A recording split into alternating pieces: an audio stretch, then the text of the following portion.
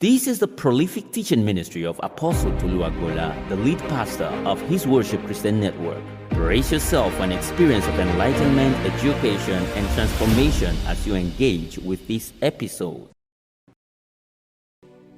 Isaiah 66, verse 1 and 2. You may not understand the context of the first two verses if you are not privileged to read further.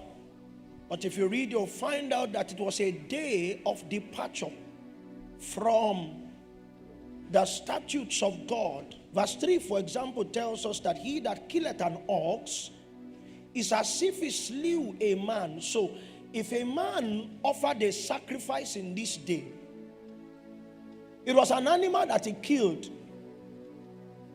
in worship of God. God saw it as murder. The good things that they did could no longer appease God because God was wroth with them. But in the first verse 1, help me. Thus saith the Lord, the heaven is my throne. It means I rule from heaven. And the earth is my footstool, to advertise that when I rule from heaven, the earth is what gives expression to my government. The impact of my dominion is routed from heaven to the earth. But God began to ask a question: where is the house that ye build unto me? God was no longer content with just having a host in the earth. He was looking for a host that was styled to capture his essence. It is possible to build like the houses where many of us live.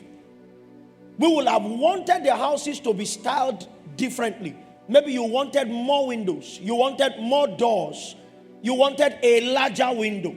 Maybe you wanted many other doors to lead out of the place, or you needed more space.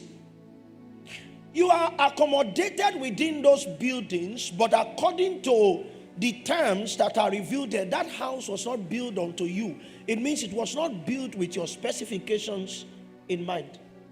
Are you with me? It is possible to build for God by worship.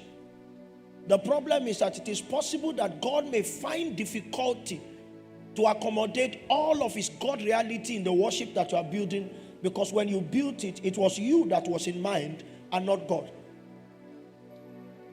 The building may have been on the strength of how sweet the sound will be. It was your pleasure, because when you finish that labor, I'm just using the choir as a specimen. When you finish that labor, maybe Sheona asked Pelumi, did you feel me in the song? And she said, oh, you sang well. It's possible that Sheon is leading worship, but that labor in worship is not unto God. You just want to pleasure yourself. You just want to show that you sing well. And I know you sing well. God is saying, what I want is a hosting facility that was built with my specifications. And if you journey through scriptures, you will find out that God was advertised from Genesis chapter 1 in specifications. When you come to, you find out that the terms of appearance as regards the visible creation was very clear. Let the earth bring forth after its kind. This kind, this kind, this kind. Let the seas bring forth after its kind, this kind, this kind, this kind. It was advertised as though God had a perfect perspective, and he was just vocalizing what to put together to see it emerge. In Genesis chapter 2, you'll find out that he formed man from the dust of the earth, and the Bible said that he breathed into man, and man became a living soul. And then God took the man that he had formed. The emphasis around man in Genesis chapter 2 was a definite man. It was demand, demand, demand. Are you with me? So it was the man that he had formed, that he put into the garden that he had planted. It was the man that he had formed, that he assigned to tend and to keep. It was to the man that he had found that he warned as regards what to eat in the garden. It was of the man that he had found, that are formed, that he said, it is not good for the man to be alone. Specificity. Are you with me? What took man out of line was that man lost the consciousness that the commands of God came with specificity. So when Satan came, what he attacked was the specific nature of divine commands.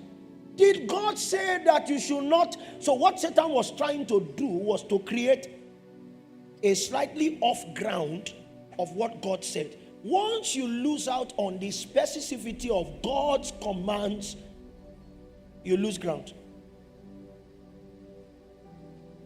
Are you with me? So the question here in Isaiah chapter 66 verse 1 was, where is the house that ye build unto me? So when God wants to occupy for the agenda that we have gathered around, what he begins to look for is that life that is styled to accommodate him. You must be aware of what the demands are so that you can build what God can be comfortable in. Is somebody with me tonight?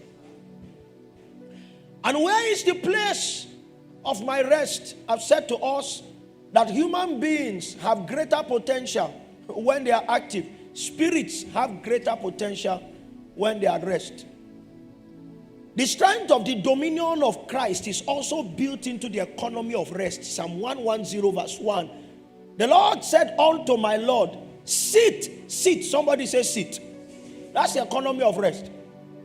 Sit at my right hand until I make thy enemies thy footstool. The seated Christ is the potent Christ.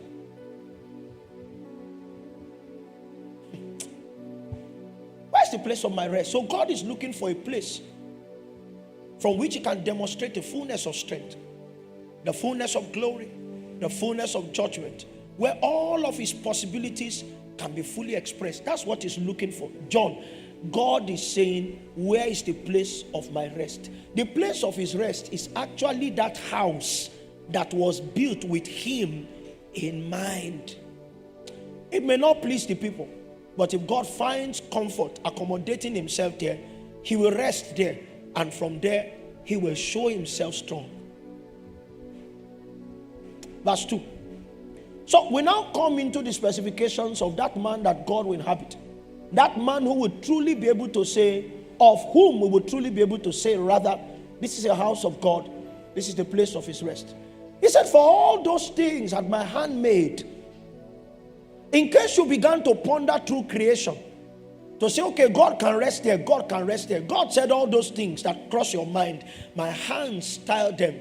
And all those things have been, saith the Lord. He's saying, don't look into creation because everything exists and I'm still looking for a house. In case you think that, God, there's so much, look at AWCN Global, the Ark of Preservation. Is that not a good place to rest? God is saying all those things have been. My quest for a rest is because I have tried to find a place where I can rest and have not found. Man was designed to be God's resting place and to give him comfort. You were styled in his image and after his likeness. This building is not in the image of God and it's not in the likeness of God. It means God cannot maximize himself in the building better than he can maximize himself through you. I'm saying the design is that our corporate experience here, furnished by this atmosphere, is not supposed to be stronger than how God can manifest himself in you.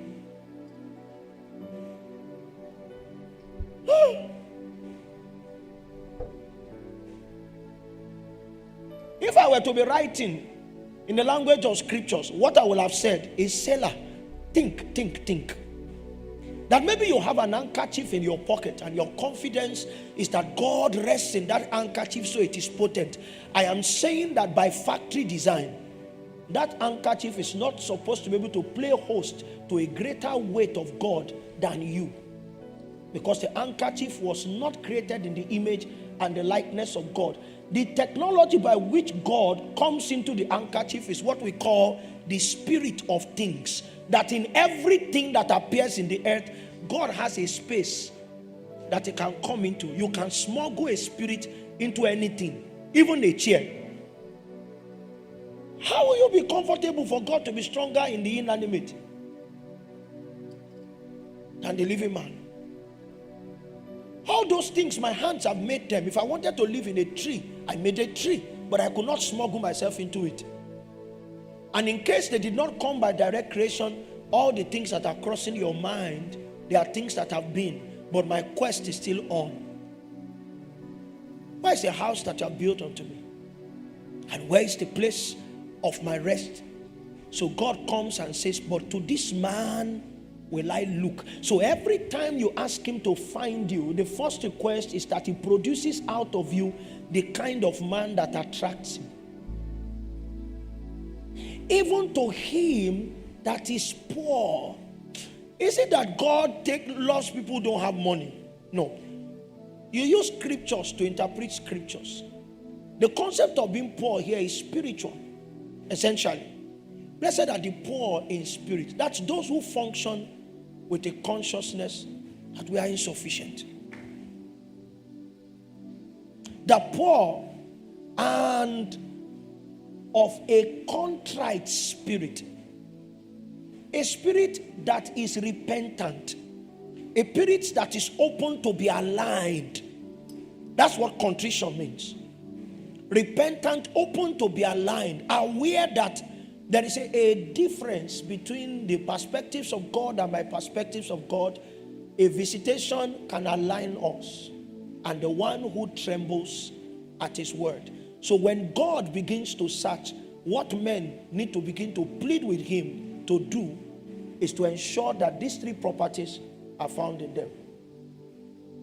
God was specific, and when he becomes specific, it means that there will be only one gate of the divine choice. And if you had time, I can show you through scriptures that every man that God rested on was of this sort. It means in our day, he will not change the rules. Can you plead with him? Find me.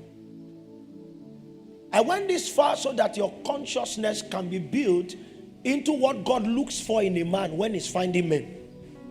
Unto this man will I look.